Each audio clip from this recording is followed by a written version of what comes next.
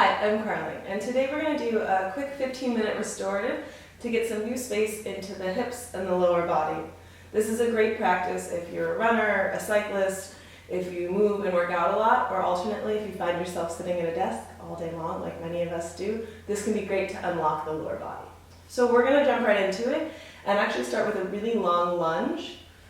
So grabbing your props to start, you may want a blanket for your back knee. So you can take that blanket and fold it up as many times as you need so it's nice and soft and padded.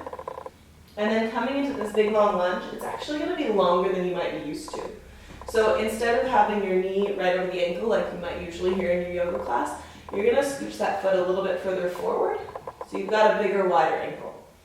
And then this back foot, knee is pressing down onto the blanket, but what you want is to actually lean your weight forward so that the weight comes onto the top of the left thigh rather than straight back onto the really bony part of the kneecap. So nice and long, wiggle that front foot forward. You can start on either side, we're going to do both.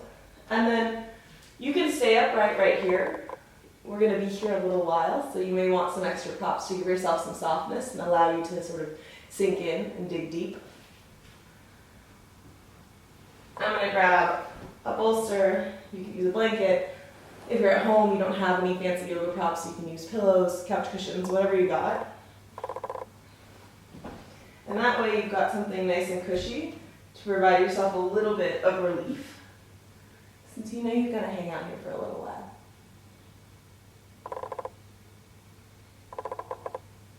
Taking care to notice that your back leg has a bit of an inward spiral, that inner thigh is rolling up.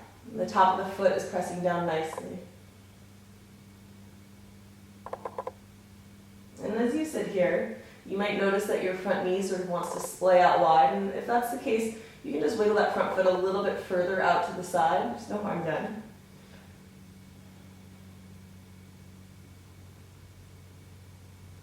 And reaching the heart forward as best you can.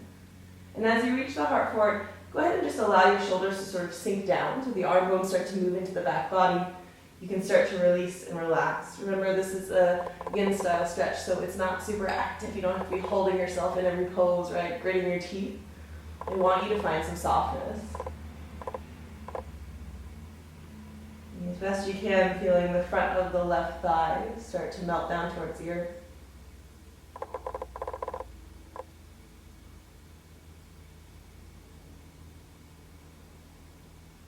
While this may feel like a very simple pose at first, right? Pretty basic, just a long lunge. With yin postures and with restorative, when we're there for a little bit longer, right, it's that time that gravity starts to sort of unravel the fascia and the connective tissue, and that's really what we want to get into and what's often missed. So you don't have to start at your deepest point, right? If you start at your deepest point, where are you going to be in 3 minutes, in 5 minutes, in 7 minutes?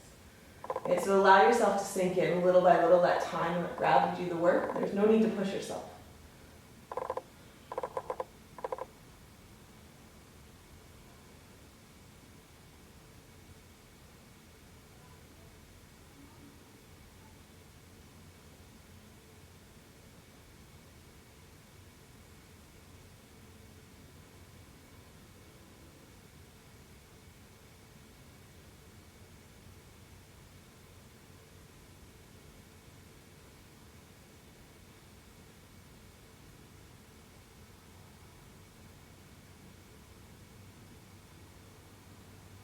Letting your breath be as deep and full as possible.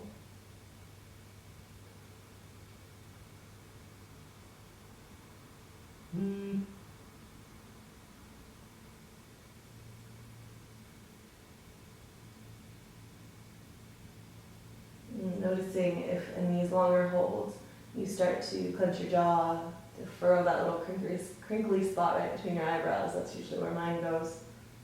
Okay, what can you soften? And you'll find that tightness in the jaw is pretty intimately connected to some tightness in the hips. So if you're holding your breath, clenching your jaw, it's going to be much more difficult to release those hips to let them soften. Right, so where can you start? Can you start with your mouth? Can you start with your jaw? Right, can you start really simple? And the rest will follow. I'm almost there. Just about 10 more breaths.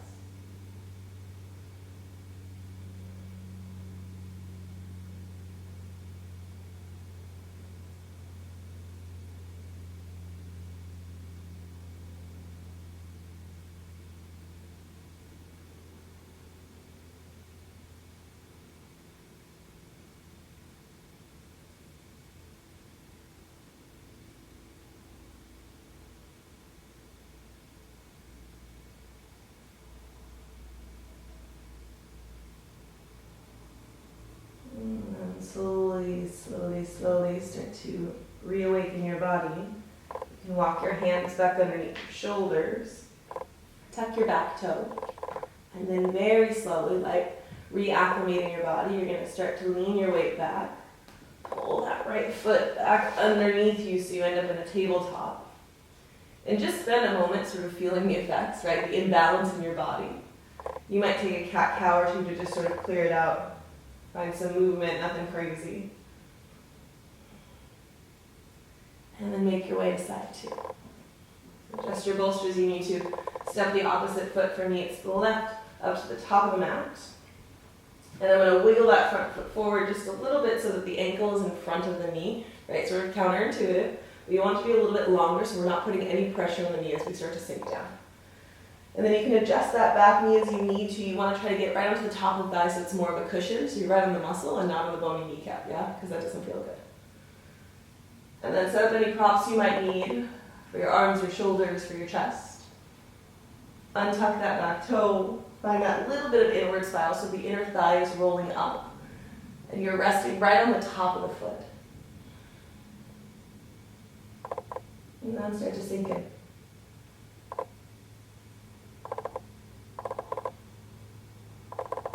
Letting the hips drape down. And the tailbone keeps moving towards your right heel. Your pubic bone starting to point forward just a little bit. Right, but let them both be heavy. So there's not some big crazy tuck or anything. You just want them to sit right on top of one another and sort of sink directly down towards the mat.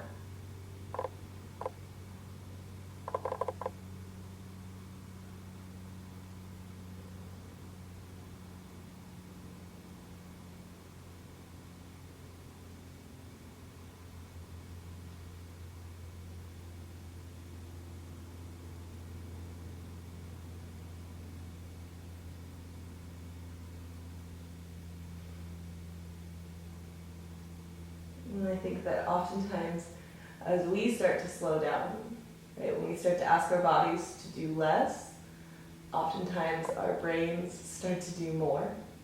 Right? They start to go a little haywire, the thoughts start to turn, and that chitta-vritti starts to show up.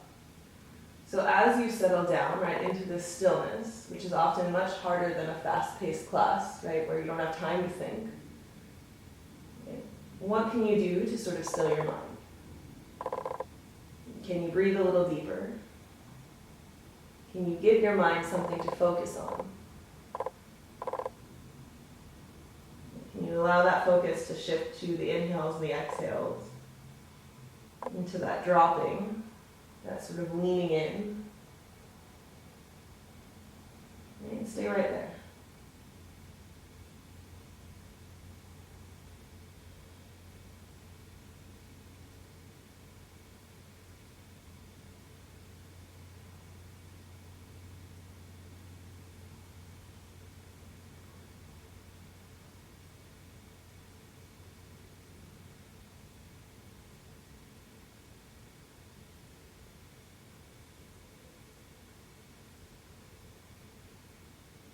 Just spending about 10 more breaths here on the second side.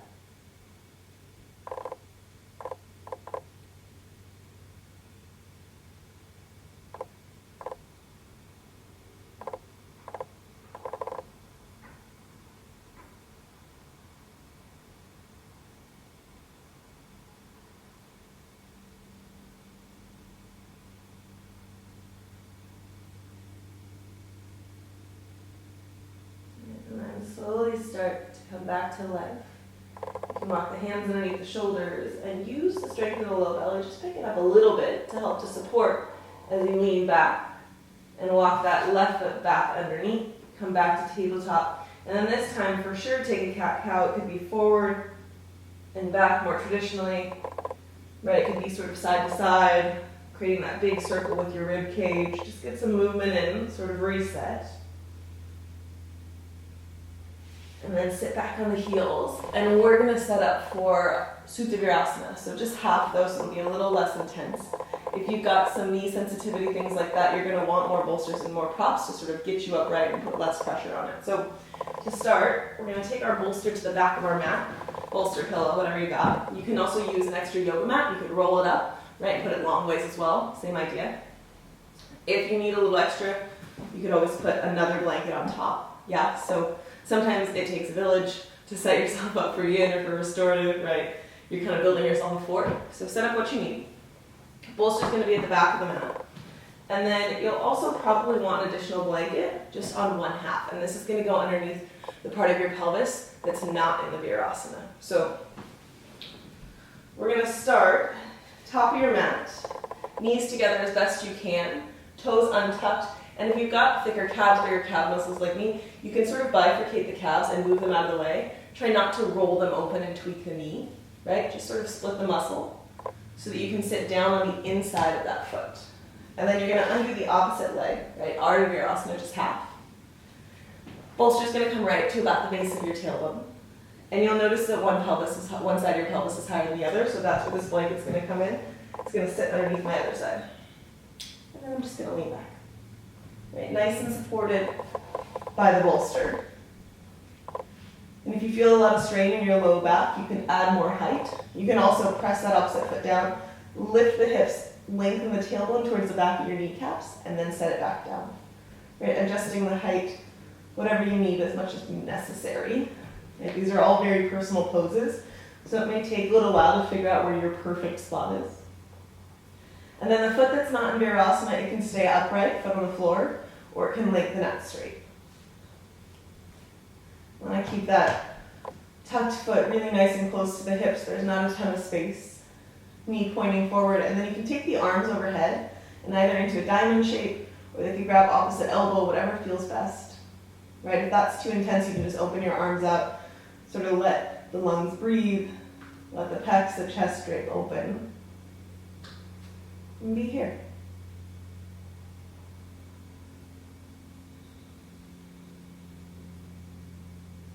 And so this can be a rather intense posture for many reasons, right? Oftentimes at the top of our feet and our ankles aren't very flexible. That's what takes the brunt of the work, right? So breaking through that, you can put another blanket underneath there. Right? If this is too much on the knees at any time, you can sit upright and take this upright as well.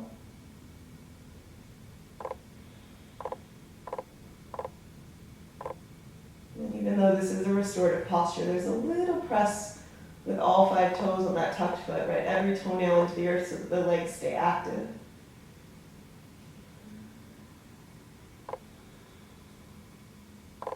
And you're likely feeling a little bit, or a lot of it, of stretch through the front of the right thigh.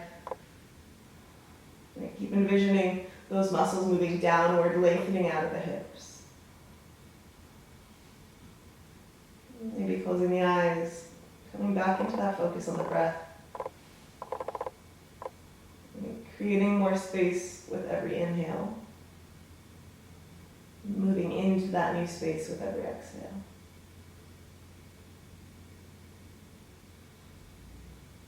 We won't be here too long. I know it's a big one. See if you can take 10 more deep full breaths.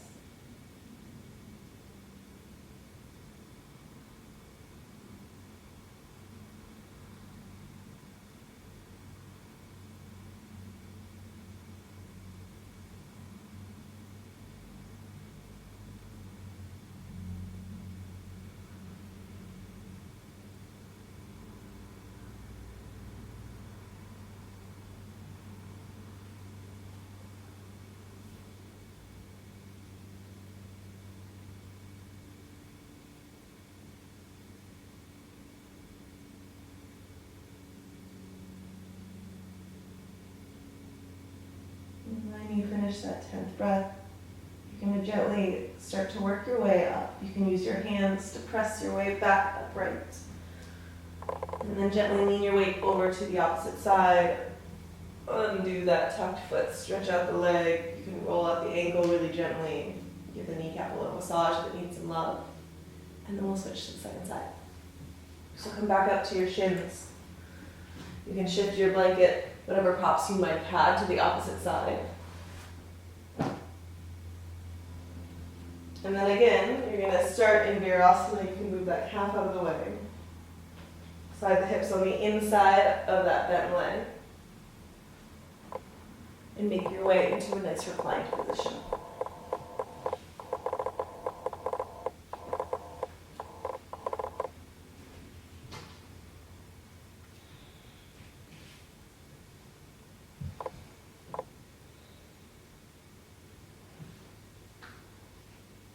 And we sort of prepped this work with that nice long lunge, waking up the front of the hips, the front of the thigh, getting into the quad and the psoas.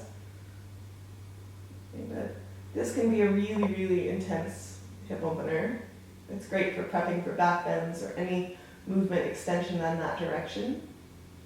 Okay, but go slow. Oftentimes it's too intense when you do both knees at a time, so I like this one-legged variation. I find it's easier to stay here to actually breathe, right? And that's important. Okay, tailoring your practice to what your body needs, to how your body reacts, right? We all have different reactions to postures, whether they create effort for us, whether they create ease. So using these times to sort of check in. Okay, what comes up? Where does your brain go? Is this a posture that allows you to relax, that feels great, and allows you to settle in, or is this one that brings some shit up? Right? Does it cause your brain to sort of short circuit? Is it too much? How can you find a balance? What adjustments can you make?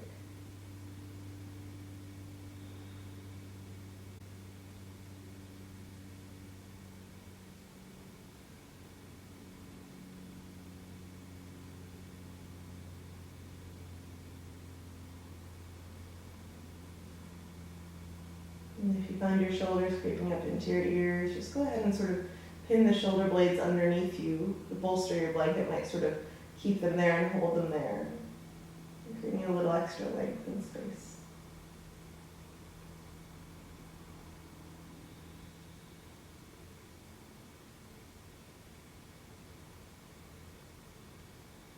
And spending 10 more breaths here.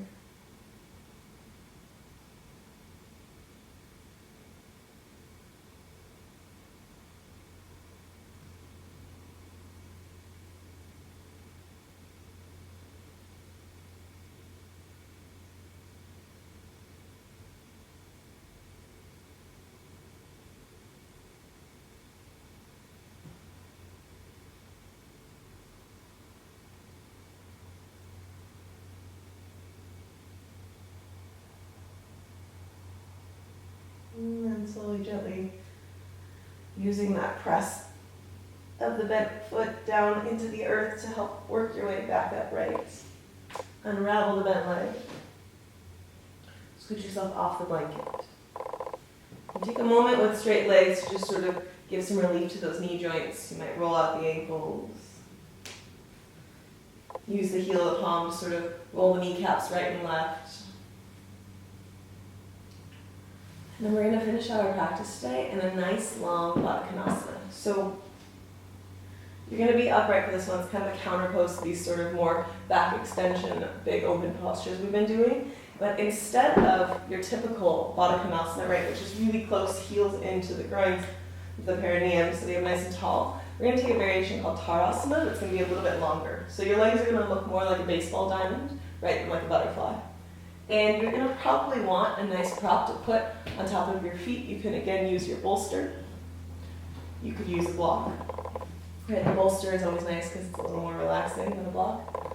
Or you can use a combination. Right, again, don't be afraid to build yourself a fort so that you're nice and comfortable. So for this variation, nice long stance. All you're going to do is lift yourself up, lengthen forward, forward, forward, and give all of your weight down into your props. Right, so let everything go. And as you lean forward, you want to have enough space to sink in, right? I don't want you to go to your furthest place, because again, gravity, time, it's going to do the work for you. Right? So give yourself enough props if you need to keep adding more, so that you're not fully extended in your deepest variation right away. And I like to flip the palms up. It sort of encourages the shoulders to relax, to stop working. I mean, oftentimes with our hands on the ground, we have this like clinging sensation, this need to always be connected. So can you release? Can you relax? And allow the low back, right? This big, thick muscle, all this tissue and fascia here that likes to sort of clump up, right? It makes this area very injurious oftentimes, right? Sort of intense for a lot of us. Can you let that unravel gently? And can you let that same sensation of unraveling shift down into your hips? Right? Let them sort of break apart, settle down into the earth, and just release.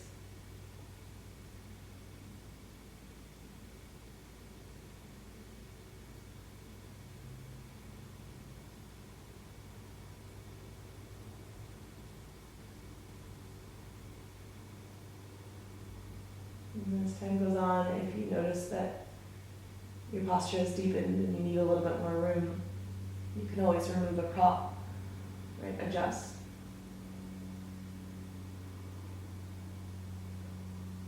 And in an ideal world, you could stay in this posture for 5, maybe 10 minutes, totally release. This might be a sort of precursor to your Shavasana. It might be your Shavasana today. So if you have the time, I encourage you to stay, to release, to let go, to close your eyes, to settle in. And staying as long as you can, as long as your day will allow. And thanks for showing up and rolling your mat and practicing with me. Namaste.